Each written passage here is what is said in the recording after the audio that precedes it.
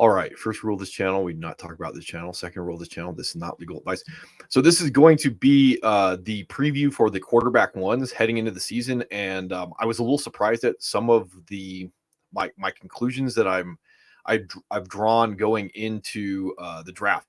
And right now, I'm only really tracking on Caleb Williams being draftable out of the rookie draft, maybe Jaden Daniels just because of that dart throw. I may be thinking about, I think like 16 draftable quarterbacks in total. We'll talk about that a little bit.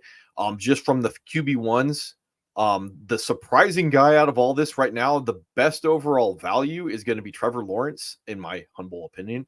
The idea behind that is to push the draft capital as far down the board as I can and get the highest potential range of outcomes as a payoff. That would be the idea. So last year, when we look at Dak Prescott and Jordan Love, even Jordan Goff or Jared Goff. Now Jared Goff only 300 total fantasy points, and that's not going to necessarily go out and let you compete on a week to week basis with like your Josh Allens and your Jalen Hurts. Like he had the ability last year to have those spike weeks. It doesn't mean on a week to week basis that like I would feel comfortable going like, hey, I can go out and do that. And even with Jordan Love, there were some points in the season where like he may have been the league winner because he was basically going undrafted. Dak probably was the best overall value. I'm going to guess like in most leagues he was going out at least outside of premium range, which would be like 7th round. You're getting into like 8th, 9th, 10th, probably maybe even going undrafted in certain leagues. So that's the idea behind it, is the trying to pick out the guy that has the highest range of outcomes for his passing yardage to go and passing touchdowns to go along with the highest rushing upside, both rushing yards and rushing touchdowns. So that's the idea behind what I would be looking for from a fantasy perspective. So to pull up Patrick Mahomes, like if we could put together the outcome that we want for a guy, it's like 5,000 yards passing, 50 touchdowns. And that's to go along with trying to be somewhat in the range of outcomes. Probably not 800 yards like Lamar Jackson had last year, but probably, 500 or 600 yards like Jalen Hurts, Josh Allen, 10 touchdowns. If we could Frankenstein the position together to have like the best, fantasy quarterback season, that would be what we would be hoping to find. And all these guys, like they don't do those things, but to push that range of outcomes to the highest that we can put in, or the highest that we can get based off the lowest amount of capital that we put in. That's the idea. Again, finding league winners. So moving on to the first tier guys, like this is not going to be totally interesting. I may not end up ranking these guys 1 through 3 because I think there are guys that have potentially higher upsides than these guys do. They're playing at basically what their capped ceiling is. There's going to be very little upside to them. So again, trying to predict a guy that can go up and compete against them for less capital, or can actually outcompete some of these guys, like that's going to be the interesting thing. So I don't have a lot to say about Josh Allen. There's arguments to any argument that you make that he can have a better statistical season than he did in 2023. You can make the argument that he's going to have a worse statistical season in 2024. So the same thing with like Jalen Hurts. If you want to push those passing yards up, you can also push those rushing yards and rushing touchdowns down to go along with the opposite. So I don't think these two guys are too interesting overall. The biggest thing, and I've talked about this before, on Fantasy Pros, you're looking at coughing up like a 2nd round draft pick for Josh Allen. And I was looking at some of these guys earlier. You're looking at Jalen Hurts going at QB2 with the 24th overall pick. And then I think Josh Allen is going to go 18 overall, quarterback 1. So like to basically get your heart broken, you're probably going to be looking at spending a 2nd round pick to get some of these high end elite guys, when it may be better to throw a couple later round picks, going back to the old quarterback meta of finding those guys, like if they exist. And if we had known ahead of time in 2023 that like dropping capital on Dak Prescott or Jordan Love, Brock Purdy, Jared Goff was going to be potentially better than your Josh Allen season, like that may have been the way to go and put that capital in a different spot in the second round of the draft. So that's the idea. I can definitely see that Josh Allen, Jalen Hurts spending that second round pick, that safety, and building that roster around those guys is going to get you into the playoffs. So again, that's not what I'm saying. To move on to Lamar Jackson, looking at his 2019 season where he had 36 touchdown passes, he also only had like 3,100 yards passing to go along with 1,200 yards rushing and 7 touchdowns. And remember, as guys get older, they tend to rush a little bit less and they become a little bit more of a passer. And that we actually saw that in 2023 with Lamar Jackson. 3,600 yards passing, only 24 touchdowns to go along with 800 yards rushing and 5 touchdowns. Again, if I want to tell the story about how he jumps back up to 1,000 yards rushing and has a career best 10 touchdowns, I could also tell the story that he becomes a 4,000 yard passer and throws for 30 touchdowns and has one of those MVP type seasons. I can also, with Lamar Jackson, and there's a big asterisk to this, there's also a chance that he's not going to stay healthy. And I am buying that in a way that like Jalen Hurts has been able to stay more healthy and Josh Allen has been able to stay more healthy over the course of their career. That's something to bake into Lamar Jackson, even though like I think these guys have the best road to finish as quarterback ones overall. But again, trying to push Lamar Jackson up to that unicorn type season like he did in 2019, and we're going to talk about Patrick Mahomes here in a second. Like it's a hard road, especially with Derrick Henry coming in. That bothers me a little bit. I've talked about that before. So Anthony Richardson, this is not quarterback 4. This is not quarterback 5. This is the guy that has the most ridiculous range of outcomes to basically be, say, a Lamar Jackson. May not push the rushing yards up into that like 800, 1,200 range, 600 to 700, probably a little bit more likely.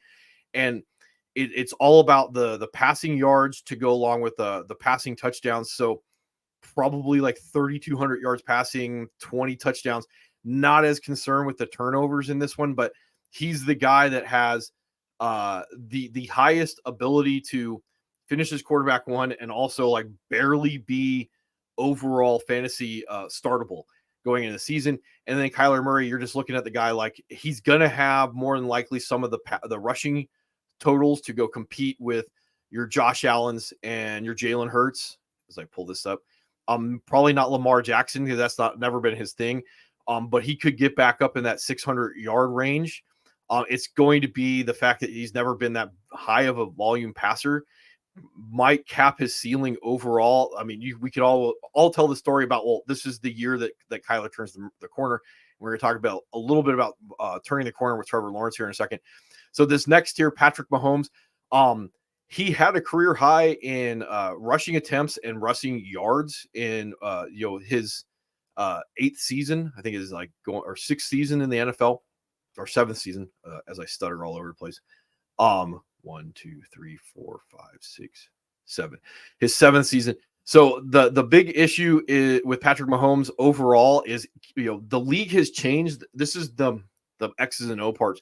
Teams aren't playing cover or middle field open or cover 3 or cover 1 as much as they're playing like too high or middle field close cover 2, and that makes the dinking and dunking go down, which the quote unquote splash plays don't happen. So him getting back to this 2018 season or 2017 season where he's going to go over 5,000 yards and be like 40 or 50 touchdowns, it's probably not going to be in anybody's range of outcomes for something like that to occur. So the overall as a league, it may be closer to like 4,000 to 4,500 yards passing and 30 to 35 touchdowns on the season. It's going to probably also force the rushing yards up for everybody. He's still going to have the range of outcomes to finish his quarterback 1, but the volatility between these two things, if we're going to try and guess the range of outcomes for some of the other quarterbacks, like it just may not be there coming off of a slightly disappointing 2023 season. And the biggest issue with Patrick Mahomes, it has nothing to do with him. It has to do with like draft capital put into him. Everybody's expecting him to be quarterback 4. They're baking in that range of outcomes for Patrick Mahomes. Again, he's going 37 on Draft Pros, which means like if I want my Patrick Mahomes, I'm going to have to jump up into the 20s, a third round capital to go get him. Knowing that he has quarterback 8 already baked into his range of outcomes, because that's what he did last year. Not something I'm interested in overall if I'm going to try and win leagues. And Joe Burrow, this was he's another one that was a little interesting. Even if he stays healthy, I'm not sure he's going to necessarily have the rushing upside. He does tend to scramble. This is always something he's did even back when he was in college, to have the rushing upside in the red zone. That's the main thing to care about, is like, is he going to score touchdowns more than is he going to get the scramble yards? And then he more than likely expecting that the offense is going to be like higher passing volume, like all good things to like. It just becomes an issue of like how much blood can we get out of Joe Burrow? How many rushing touchdowns to go along with that higher volume passing offense? So like 4,500 yards, 35 touchdowns, probably the over under from the passing perspective if he stays healthy. On the rushing perspective, 200 yards rushing, I'm going to guess like 3 touchdowns is the over under, which is going to make him very competitive. But it may not give him the range of outcomes to go jump up here and compete with this tier of quarterbacks that are going to have an observable rushing floor that we've seen in the past. All right, moving on. So Jordan Love right now, again, this is not where I would rank these guys. I'm just tiering these guys in the category that he showed last year that he's going to have a little bit of rushing upside and rushing touchdowns. Now, these things tend to be unpredictable on a year-to-year basis. Like touchdowns can go up and down, and we don't have a large enough sample size with Jordan Love to know what he's going to be as a rusher in the NFL. Again, in college, he was not a big rusher. He was more of a scrambler to throw. So that may not be like, something that we can count on next year. Overall, from a passing perspective, again, the over/under is going to be, because we just don't have, we don't have enough information to go, hey, what, is this an outlier season from a talent perspective, or anything. So 4,100 yards, 32 touchdowns, 11 interceptions. That's your over/under, and your guess is as good as mine as if it's going to go up or down. I like the weapons that are there, but overall, like 4,500 yards. So now he's competing with Joe Burrow. Like, that's why I have them tiered next to each other. Like, I could definitely see that his higher end range of outcomes is going to be about the mean of what we saw between Joe Burrow in 2021, 2022 for Jordan Love. And then it's relatively the same rushing upside as Joe Burrow did in 2022. So statistically, without talent, they're just going to be the same guy. Moving on to Dak Prescott, has turned into a little bit more of a higher volume passing guy as he's gotten older. Again, like, guys tend to stop being the nimbly bimbly guy, and they're a little bit smarter about what they do. Less punishment if you throw the football than if you try and run it. So he's not going to hit these totals where he was 6 touchdowns Dak when he came into the season or into the league. He's going to be more of a rushing or a passing upside guy. So 4,500 yards, like over under 35 touchdowns again. Still going to have the ability, because he's a big fullback, to score touchdowns in the red zone, and that's going to happen. So again, like this stat line about where he's going to go, and overall, this is going to cap him to about like 51 fantasy points. So as opposed to when we go back and we look at the potential for range of outcomes for like a Josh Allen or Jalen Hurts, even like Lamar Jackson, they're going to have a higher possibility. The range of outcomes for them, I would always bet the over of that 352 versus Dak. So again, whatever he could potentially do forward, like 4,800 yards, we can go the other way and say that he's going to do like 4,200 yards. If he's going to throw 40 touchdowns, we could say the other way he's going to throw 30 touchdowns. That's going to cap his overall ceiling, even though like the rushing total is going to be relatively consistent at this point, as we see like between the rushing touchdowns and the rushing yards as he's gotten older. Trevor Lawrence, and this is the interesting thing. So now that we've had 3 seasons with Trevor Lawrence, like probably going to be about plus or minus 4,000 yards, probably going to be low 20s in touchdowns. Still going to be about 300 yards rushing with him, and about like 4 rushing touchdowns on the season. Already like the base of what we can get with Trevor Lawrence.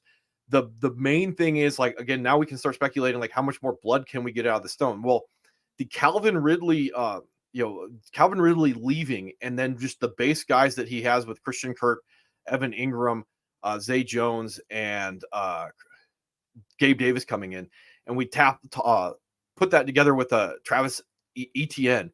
He has the core of guys that none of them are necessarily great. Like, I don't necessarily need a great guy from a fantasy perspective to get the outcome for the quarterback. He's got weapons to use. That's the more interesting thing. It's not like the Giants or the Patriots where there just isn't anything there. There's enough for him to win with his arm, and there's also enough for him to have to turn a little bit more into our good friend Josh Allen and have to, Superman the team. And from a perspective of fantasy, I don't really care if a guy plays hero ball, as long as he gets it into my scoring column from a fantasy perspective. So again, I don't care if the Jaguars don't make the playoffs. What I do care about is his stat lines go up. So that's what I'd be looking at with him.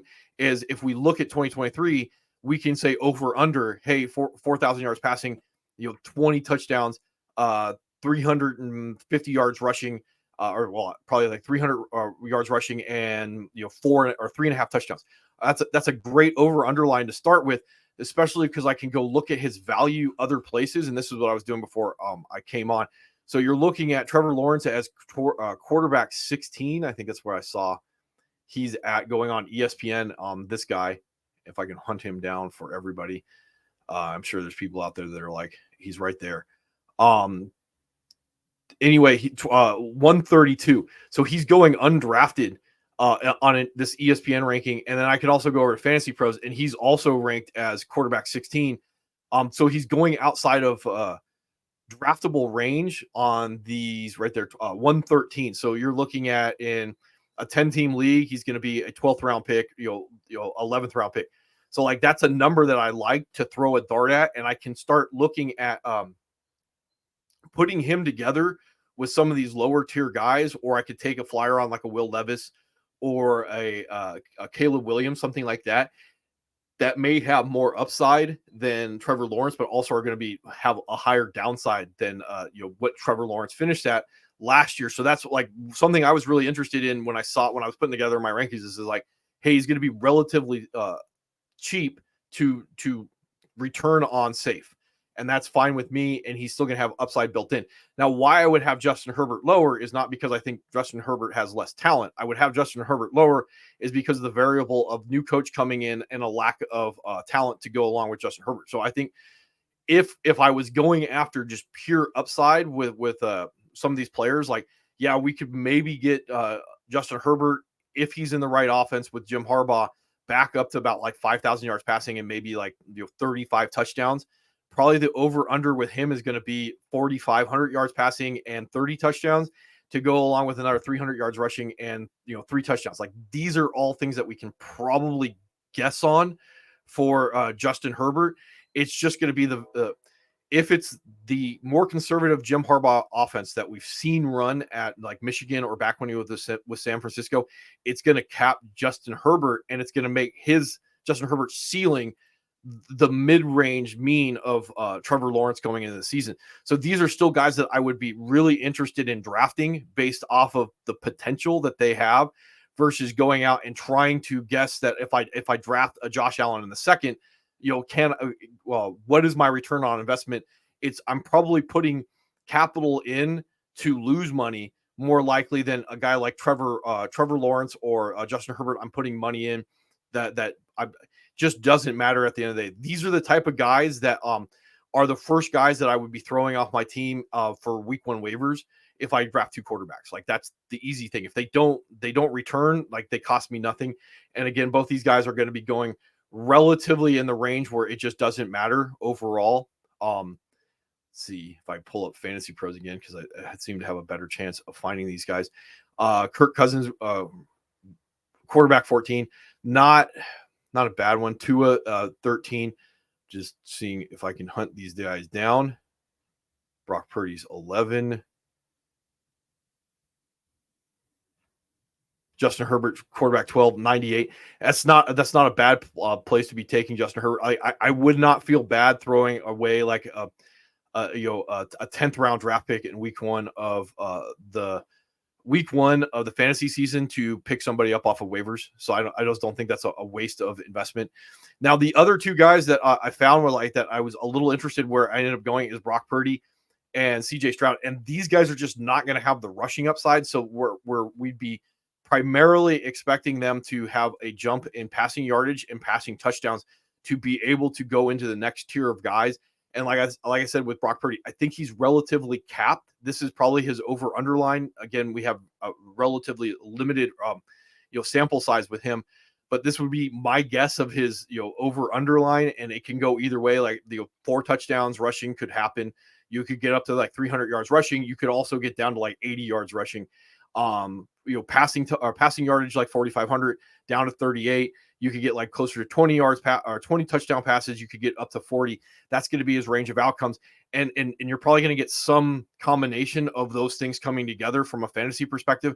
One of the reasons why I would potentially have Brock Purdy higher is because Christian McCaffrey is a receiving weapon. So when Christian McCaffrey scores receiving touchdowns, you get Brock Purdy points. When Christian McCaffrey scores rushing touchdowns, you don't get Brock Purdy points. So if I were to look at some of these guys, like I don't think Christian McCaffrey having a legendary season necessarily hurts Brock Purdy, as opposed to some of these other guys where Josh Allen is the de facto rushing fullback for the Bills.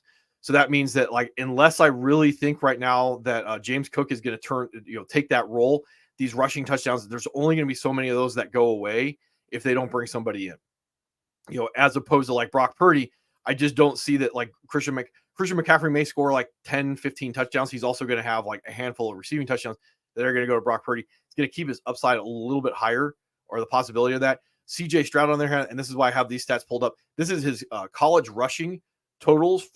He had 48 yards rushing in 2 games as a freshman. Then his redshirt freshman year, he had 12 games, 32 attempts, negative 20 yards, and then his junior season or redshirt sophomore season, he had 13 games played, 47 rushing attempts, 108 yards. He's just not going to be a rusher, and only 1 career rushing touchdown. That was as a freshman.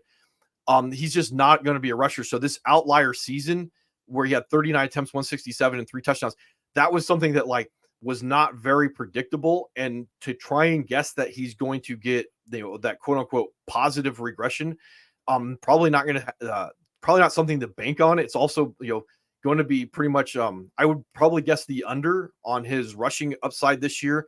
So like he could take that step back and lose all these rushing touchdowns, be closer to just like Jared Goff and the next tier guys. And then if you're not actually getting that taking the step forward from a passing perspective and passing touchdowns, even if he had played 17 touchdowns or 17 games, you're probably looking at like 4,500 yards and 26 touchdowns on the season. Not going to totally move the needle on where he's going. So right now, like I would be pushing him slightly down. A guy that I was a little bit more excited about after the Stephon Diggs trades, that just when I try and project out like the fantasy totals for the next season, it's hard to get excited about a guy that like has to take this massive jump forward from a passing perspective with the limited rushing totals to really jump up and be able to compete with not the elite guys in this tier of Josh Allen, Jalen Hurts, and Lamar Jackson. He's trying to jump up into that sub-elite group of guys that you can take somewhere between like round 4 with Patrick Mahomes and almost undraftable with like your Trevor Lawrence.